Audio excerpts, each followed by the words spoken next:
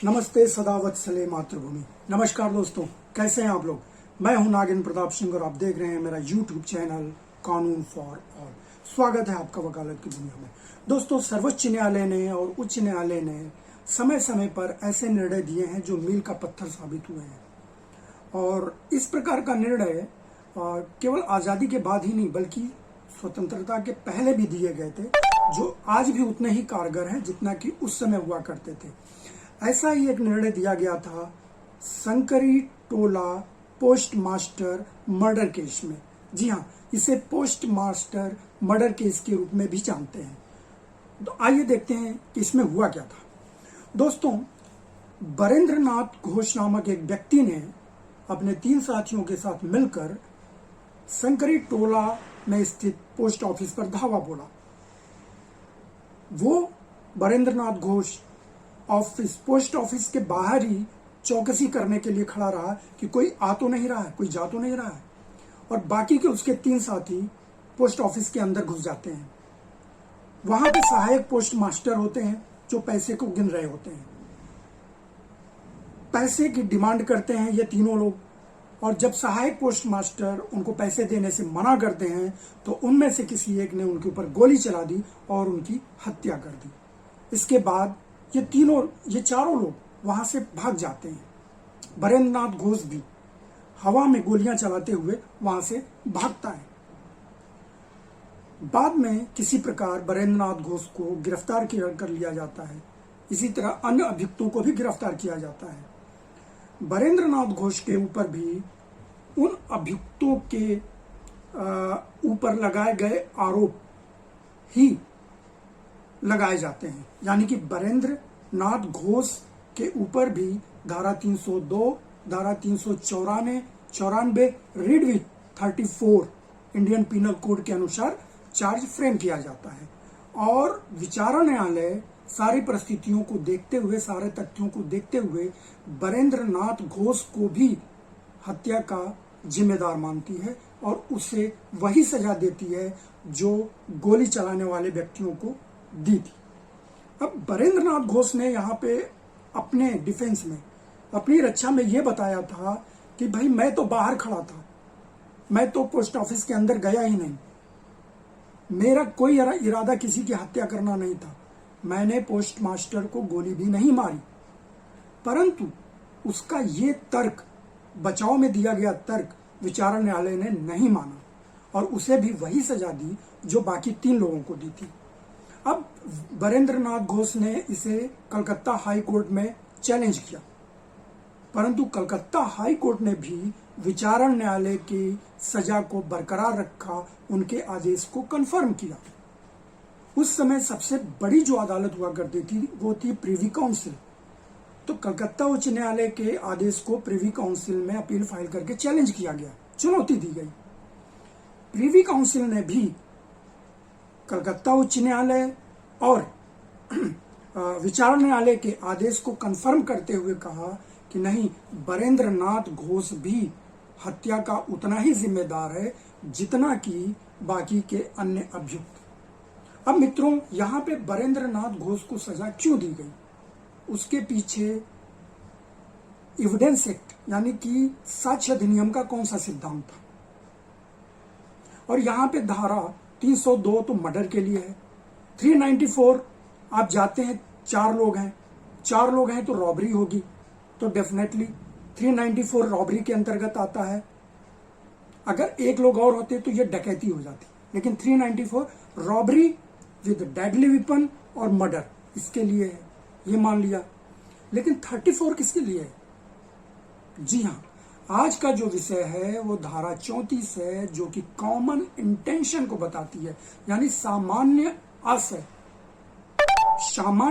आशय उन चारों व्यक्तियों का एक ही था। इसलिए बरेंद्र नाथ घोष को वही सजा दी गई जो अन्य अभियुक्तों को दी गई, जो पोस्ट ऑफिस के अंदर थे और हत्या के लिए जिम्मेदार थे। तो दोस्तों, कॉमन इंटेंशन क्या होता है? जब भी 2 या 2 से अधिक व्यक्ति किसी अपराध को करते हैं तो वहां पे 34 लगा दिया जाता है, जो ये दर्शाता है कि ये कॉमन इंटेंशन के साथ दोनों लोगों ने मिलकर इस आपराधिक कार्य को अंजाम दिया है। तो देखते हैं कि ये कॉमन इंटेंशन होता क्या है। तो मित्रों, स्क्रीन पे कॉमन इंटेंशन की परिभाषा दी जा रही है, आप जरा इसे गौर से पढ़िए। जैसा कि मैंने बताया कि कॉमन इंटेंशन को धारा 34 यानी भारतीय दंड संहिता 1860 की धारा 34 के अंतर्गत परिभाषित किया गया है, लेकिन इसमें कॉमन इंटेंशन को परिभाषित न करके कॉमन इंटेंशन के बारे में बताया गया है। जैसे acts done by several persons in furtherance of common intention, यानी कि अनेक व्यक्तियों के द्वारा सभी के सामान्य आशय को आगे बढ़ाने के लिए किए गए कार्य, प्रत्येक व्यक्ति उस कार्य के लिए उसी प्रकार उत्तरदायी होता है जैसे कि वह अकेले उसके द्वारा किया गया है। यानी कि एक आपराधिक कार्य अगर तीन या तीन से दो या दो से अधिक व्यक्ति मिलकर करते हैं तो उनके सामान्य आशय को आगे बढ़ाने के लिए किए जाने वाला प्रत्येक कार्य, प्रत्येक कार्य के लिए प्रत्येक व्यक्ति उसी प्रकार उत्तरदायी होगा जैसे कि वह कार्य अकेले किसी एक व्यक्ति के द्वारा किया गया है और वो उसके लिए उत्तरदायी है।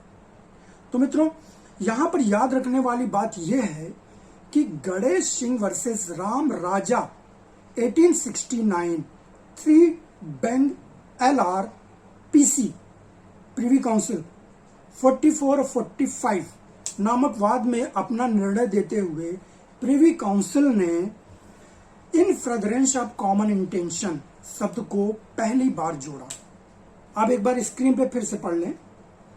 इस आदेश को पारित करते हुए यह विधिवत रूप से स्थापित किया गया था कि सामान्य आशय का गठन करने हेतु उद्देश्य या पूर्व व्यवस्थित योजना में एकता होनी चाहिए।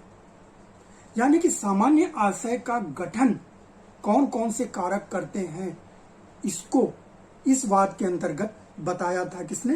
प्रीवी काउंसिल ने। ये जो निर्णय दिया गया था प्रीवी काउंसिल का, उसका जो प्रासंगिक पार्ट है वो इस प्रकार है, आपके स्क्रीन पे दिया हुआ है। जहां पार्टियां एक सामान्य उद्देश्य से एक सामान्य आशय को निष्पादित करने के लिए जाती हैं, प्रत्येक व्यक्ति उस सामान्य आशय को आगे बढ़ाने में निष्पादित किए गए कार्यों तथा प्रत्येक दूसरे व्यक्ति के कार्यों के लिए उत्तरदायी हो जाता है। क्यों? क्योंकि उद्देश्य अगर सामान्य है तो उत्तरदायिता भी सामान्य होनी चाहिए। तो मित्रों, आगे बढ़ते हैं कि यहां पर यह उल्लेख करना उचित है कि सामान्य आशय मन के मिलन यानी meeting of the minds of accused persons या एक पूर्व व्यवस्थित योजना प्री अरेंज्ड प्लान को दर्शाता है, जिसमें उद्देश्य की एकता मौके पर ही बनाई जा सकती है। ऐसा नहीं कि पूर्व नियोजित उद्देश्य में ही एकता होती है। आपराधिक कार्य करते वक्त भी जो एकता होती है सामान्य आशय में कि जो अपराध करने की जो एकता होती है वो मौके पर भी बनाई जा सकती है। यानी कि अपराध करने के दौरान भी इसको अस्तित्व में लाया जा सकता है। सुरेश वर्सेस उत्तर प्रदेश राज्य, आप स्क्रीन में देखिए एक और वाद का विस्तार दिया जा रहा है। यह बहुत ही महत्वपूर्ण वाद है। सुरेश वर्सेस उत्तर प्रदेश राज्य, इसे हम AIR 2001 सुप्रीम कोर्ट 1344 के अंतर्गत देख सकते हैं, या 2001 3 SCC 673 में देख सकते हैं, या 2001 क्रिमिनल लॉ जनरल 1462 के अंतर्गत भी देख सकते हैं। सुरेश वर्सेस उत्तर प्रदेश राज्य में आदरणीय सर्वोच्च न्यायालय ने आदेश पारित करते हुए बताया कि भारतीय दंड संहिता 1860 की धारा 34 आपराधिक न्याय शास्त्र में विकेरियस लिएबिलिटी यानी प्रत्यावर्ती दायित्व के सिद्धांत को मान्यता देती है। अब ये विकेरियस लिएबिलिटी या ज्वाइंट लिएबिलिटी क्या होती है, ये आगे हम देखेंगे। यह साक्ष्य का एक नियम है और इससे कोई वास्तविक अपराध नहीं बनता। तो मित्रों, एक बात तो ये साफ होगी कि 34 धारा जो सेक्शन 34 है भारतीय दंड संहिता 1860 का, ये अपने आप में किसी अपराध को नहीं बताता कि अमुक प्रकार का अपराध हुआ है, बल्कि उस अपराध को करने वाले दो या दो से अधिक व्यक्तियों के सामान्य आशय को बताता है। और ये एक साक्ष्य का नियम है जिसे सुरेश बनाम उत्तर प्रदेश राज्य में सर्वोच्च न्यायालय ने स्थापित किया है। अब आगे देखते हैं। नंदू रस्तोगी, अब स्क्रीन पे देखिए केस का नाम और AIR वगैरह दिया हुआ है, ये देखिए। नंदू रस्तोगी वर्सेस बिहार राज्य 2003 SCC क्रिमिनल 177। इस केस में आदरणीय सर्वोच्च न्यायालय ने बताया कि भारतीय दंड संहिता 1860 की धारा 34 को लागू करने के लिए यह आवश्यक नहीं है कि प्रत्येक व्यक्ति मृतक पर हमला करे। इसमें एक व्यक्ति का मृत्यु हो गई थी, उसकी हत्या की गई थी, तो इस केस में जितने भी व्यक्ति शामिल थे उनको कॉमन इंटेंशन के तहत सजा दी गई थी। और इस बात को जब सुप्रीम कोर्ट में चुनौती दी गई तो आदरणीय सर्वोच्च न्यायालय ने यह ऑब्जर्वेशन दिया, क्या कि भारतीय दंड संहिता 1860 की धारा 34 को लागू करने के लिए यह आवश्यक नहीं है कि प्रत्येक व्यक्ति मृतक पर हमला करे। यह पर्याप्त है अगर यह दिखाया जाता है कि उन्होंने अपराध करने का एक सामान्य आशय साझा किया और इसके आगे प्रत्येक ने अलग अलग कार्यों, समान या विविध कार्य करके अपनी निर्धारित भूमिका निभाई। यानी कि किसी का मर्डर हुआ, उस मर्डर को करने वाले, उसकी हत्या को करने वाले दो या दो से अधिक व्यक्ति, हमेशा एक से अधिक व्यक्ति होते हैं, तो एक या एक से अधिक व्यक्ति अगर मीटिंग ऑफ माइंड्स यानी कि एक साथ बैठते हैं, उसका योजना बनाते हैं और एक दूसरे को उस सामान्य आशय यहाँ पे क्या होगा, किसी का मर्डर करना, तो मर्डर करने के सामान्य आशय को लेकर एक दूसरे को रोल असाइन करते हैं, कार्य निर्धारित करते हैं, जिसमें हो सकता है कोई व्यक्ति उस व्यक्ति को किसी जगह रोके, दूसरा व्यक्ति वेपन लेके आए, तीसरा व्यक्ति आसपास की जगहों पे नजर रखे, चौथा व्यक्ति और तीसरा व्यक्ति मिलकर उनकी उस व्यक्ति की हत्या करें और बाद में सब भाग जाएं।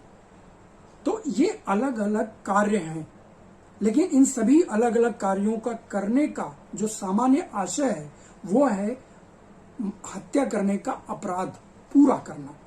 तो इसलिए जो चौकसी कर रहा है, जिसने विपन जो हथियार लेके आया और जिसने उस व्यक्ति को रोका जिसकी हत्या होनी है, और जिन लोगों ने मिलकर उस व्यक्ति के ऊपर गोली चलाई या तलवार से वार किया या उसकी हत्या कर दी, ये सभी उसकी हत्या के लिए उत्तरदायी होंगे। यही सामान्य आशय का सिद्धांत है और यही विकेरियस लिएबिलिटी, यानी कि एक व्यक्ति हत्या करता है परंतु उस हत्या का उत्तरदायित्व उन सभी व्यक्तियों के ऊपर होता है जो उस हत्या के अपराध का सामान्य आशय आपस में साझा करते हैं और एक प्री प्लान्ड पूर्व व्यवस्थित योजना के अनुसार इस अपराध कार्य को अंजाम देते हैं। तो ये हो गया। अब एक और उदाहरण देख लीजिए, आपकी स्क्रीन पे दिया जा रहा है। कृष्णन वर्सेस राज्य AIR 2003 सुप्रीम कोर्ट 2978, जिसे 2003-7 SCC 56 में भी दिया गया है। इसके साथ एक और उदाहरण है गोपीनाथ वर्सेस उत्तर प्रदेश राज्य AIR 2001 सुप्रीम कोर्ट 2943 या 2001 6 SCC 620। इन दोनों वादों में आदरणीय सर्वोच्च न्यायालय ने स्थापित किया है कि सामान्य आशय का तात्पर्य सामूहिक रूप से कार्य करना, कलेक्टिवली कार्य करना, कोऑपरेटिवली कार्य करना। एक पूर्व व्यवस्थित योजना है जो या तो आचरण से या परिस्थितियों से या आपत्तिजनक तथ्यों से साबित होती है। क्या है कि सामान्य आशय एक सामूहिक रूप से किया गया कार्य है जो पूर्व व्यवस्थित योजना से या अभियुक्तों के आचरण से या तत्कालीन परिस्थितियों से या फिर आपत्तिजनक तथ्यों से साबित होती है। तो ये है सर्वोच्च न्यायालय के द्वारा स्थापित किए कुछ मापदंड जो सामान्य आशय के व्यवस्था को बताते हैं। अब एक उदाहरण और देख लेते हैं जो आपकी स्क्रीन पे दिया जा रहा है। हरजीत सिंह वर्सेस पंजाब राज्य 2002 SCC क्रिमिनल 1518। इसमें सर्वोच्च न्यायालय ने बताया है कि सामान्य आशय एक अभियुक्त की मन स्थिति होती है जिसका निष्पक्ष रूप से अनुमान उसके अपराध के दौरान प्रदर्शित आचरण के साथ साथ पूर्व और बाद की परिस्थितियों से लगाया जा सकता है।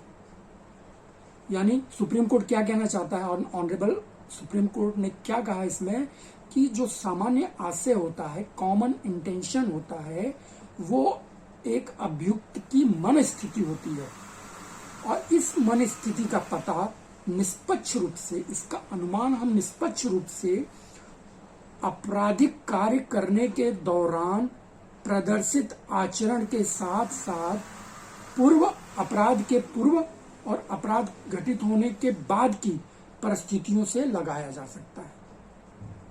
केवल दूसरे के साथ अपराध में भाग लेना पर्याप्त नहीं है। अपराध में शामिल अन्य लोगों में से एक को सामान्य आशय का श्रेय देने के लिए, यानी कि किसी भीड़ में कोई भीड़ अपराध का काम कर रही है, आपराधिक कार्य कर रही है, और उसमें कोई एक व्यक्ति ऐसा शामिल है जिसे उस आपराधिक कार्य के बारे में पता ही नहीं है कि ऐसा कोई आपराधिक कार्य किया जाना है, तब उस व्यक्ति को कॉमन इंटेंशन के तहत उस किए जाने वाले अपराध का उत्तरदायी नहीं माना जा सकता। अपराध में शामिल अन्य लोगों में से एक को सामान्य आशय का श्रेय देने के लिए पर्याप्त नहीं होता है। सामान्य आशय में व्यक्तिपरक तत्व होता है, इसलिए वस्तुनिष्ठ परीक्षण द्वारा इसे सिद्ध किया जाना चाहिए। मिट्ठू सिंह वर्सेस पंजाब राज्य AIR 2001 सुप्रीम कोर्ट 1929 में 29 और इसके अलावा परसा राजा मणिक्याला राव वर्सेस आंध्र प्रदेश राज्य AIR 2004 SC 1332 और गिरिजा शंकर वर्सेस उत्तर प्रदेश राज्य AIR 2004 SC 1808 इत्यादि केसों में सर्वोच्च न्यायालय ने सामान्य आशय का गठन करने वाले आवश्यक तत्वों के बारे में बताया है।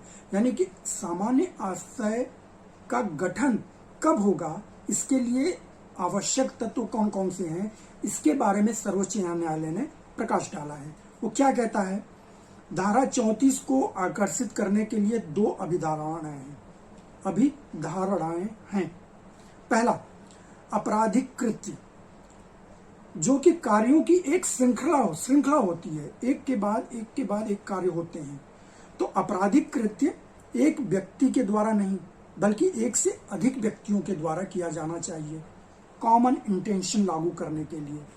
दूसरा, ऐसे सभी व्यक्तियों के सामान्य आशय को आगे बढ़ाते हुए प्रत्येक व्यक्तिगत अपराध को संचयी रूप से करना, जिसके परिणाम स्वरूप आपराधिक अपराध हुआ है।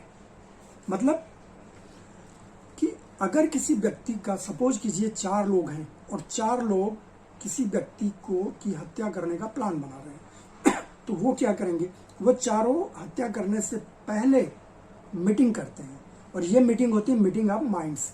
उनकी चारों के मन का मिलन, दिमाग का मिलन, ये हो गया। फिर एक प्री अरेंज प्लान बनता है, पूर्व व्यवस्थित योजना बनती है। और जो सबका आशय क्या है, सबका उद्देश्य क्या है कि एक व्यक्ति की हत्या करना। तो जैसे कि मैंने पहले बताया, इसमें एक व्यक्ति उस व्यक्ति की रेकी करता है, दूसरा व्यक्ति हथियार जुटाता है, तीसरा व्यक्ति व्हीकल यानी कि वाहन जुटाता है, और चौथा व्यक्ति उस वाहन को चलाते हुए बाकी 3 लोगों को लेते हुए उस व्यक्ति को एक अकेले स्थान पर पकड़ता है और वाहन चलाने वाला वाहन में बैठता है। एक व्यक्ति उतरता है जो जिस व्यक्ति की हत्या करनी है उसकी गाड़ी को रोकता है। बाकी के 2 व्यक्ति गाड़ी से उतरकर उस व्यक्ति को गोली मार देते हैं। जैसे सिद्धू मूसेवाला का केस आपने सुना होगा, बहुत फेमस केस हुआ है। सिद्धू मूसेवाला के केस में यही हुआ, हथियार किसी और ने दिया, गाड़ी कोई और चला रहा था। सिद्धू मूसेवाला के गाड़ी को किसी और ने रोका और उनको गोलियां किसी और ने बरसाई। तो इस प्रकार इन सभी लोगों ने एक प्री अरेंज्ड प्लान बनाया, मीटिंग्स ऑफ माइंड इनका हुआ और उसके बाद अपना अपना रोल पूरा करते हुए सिद्धू मूसेवाला की हत्या कर दी। तो ये इनका कॉमन इंटेंशन था, जो आपराधिक कार्यवाही को पूरा करने के लिए किए गए कार्यों की एक श्रृंखला थी और इसे एक व्यक्ति ने नहीं किया बल्कि एक से अधिक व्यक्तियों ने किया। तो कॉमन इंटेंशन का गठन करने के लिए इन 2 अभिधारणाओं का होना अत्यंत अनिवार्य है। एक तो इसमें एक से अधिक व्यक्ति होने चाहिए और दूसरा सबका सामान्य आशय साझा होना चाहिए, कॉमन इंटेंशन साझा होना चाहिए। Meetings of mind and pre arranged plan, ये दोनों होना चाहिए। अब देखिए, ऐसे सभी व्यक्तियों के सामान्य आशय को आगे बढ़ाते हुए प्रत्येक व्यक्तिगत अपराध को संचयी रूप से करना, जिसके परिणाम स्वरूप आपराधिक अपराध हुआ है। सेवाराम वर्सेस उत्तर प्रदेश राज्य AIR 2008 SC 682 और सचिन जाना वर्सेस पश्चिम बंगाल राज्य 2008 3 SSC 390 और लालाराम वर्सेस राजस्थान राज्य 2007 3 SCC क्रिमिनल 634 में सर्वोच्च न्यायालय ने स्थापित करते हुए बताया है कि आपराधिक कृत्य करने में संयुक्त दायित्व के सिद्धांत के आधार पर धारा 34 लागू की गई है। संयुक्त दायित्व यानी ज्वाइंट लिएबिलिटी के आधार पर 34 का इनेक्टमेंट हुआ है।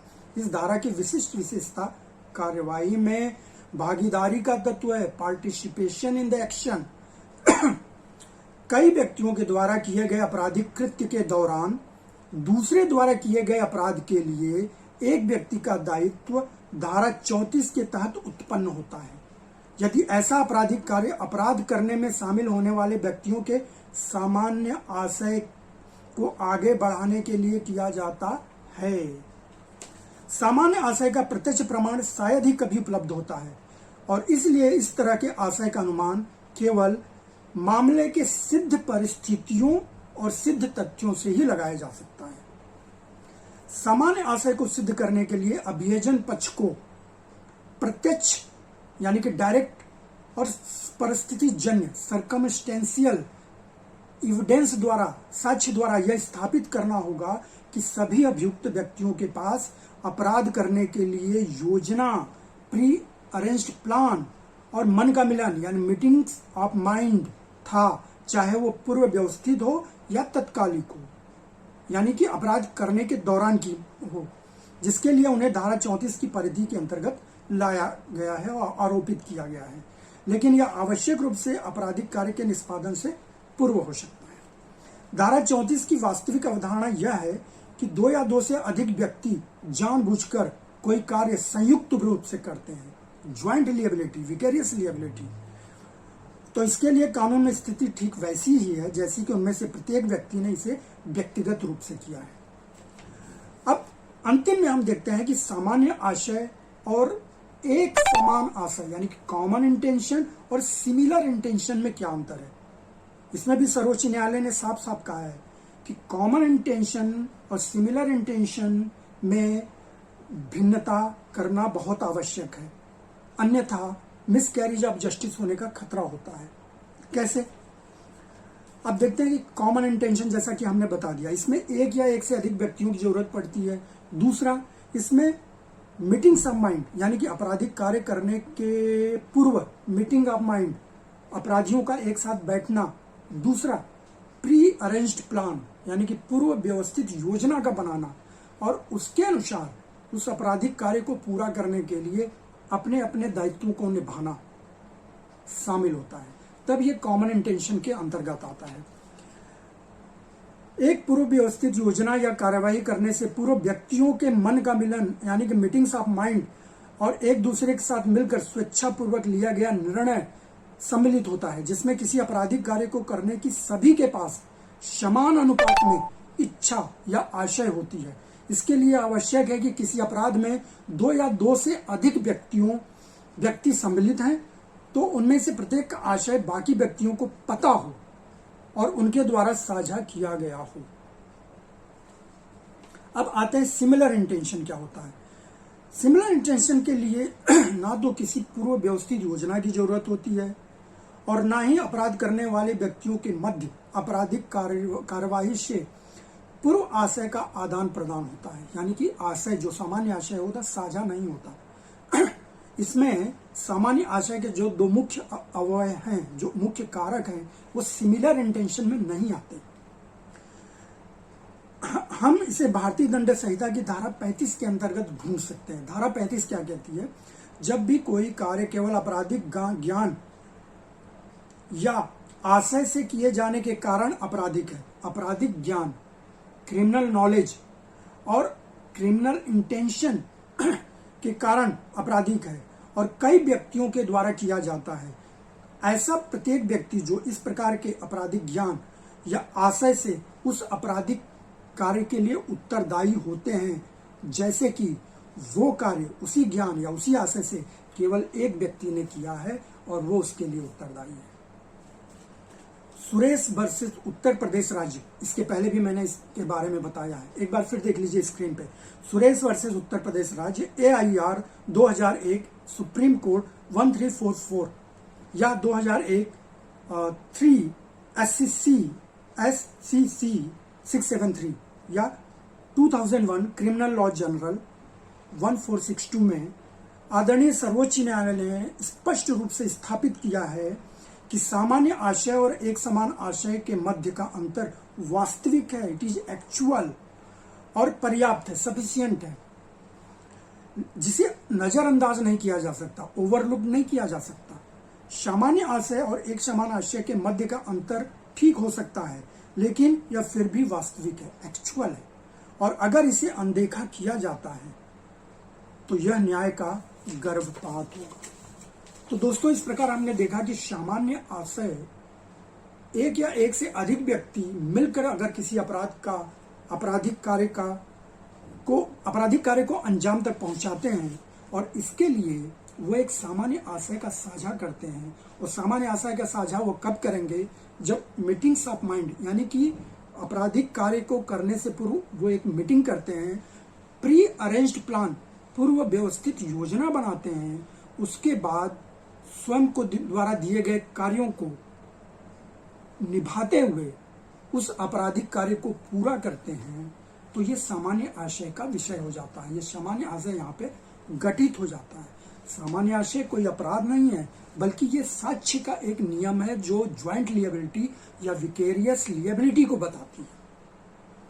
तो उम्मीद है कि सामान्य आशय के विषय में जो हमने चर्चा और परिचर्चा की, ये आपको हमारी दोनों की समझ में आया होगा। आगे हम कॉमन इंटेंशन के बारे में जब भी विचार करेंगे तो इन दो अवयव और सर्वोच्च न्यायालय के द्वारा पारित किए गए इन आदेशों को भी हम अपने ध्यान में रखेंगे। तो इस वीडियो में इतना ही।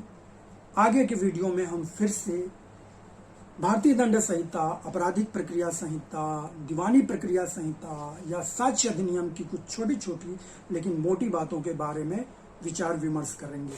तब तक के लिए खुश रहिए, आबाद रहिए। नमस्कार, जय हिंद।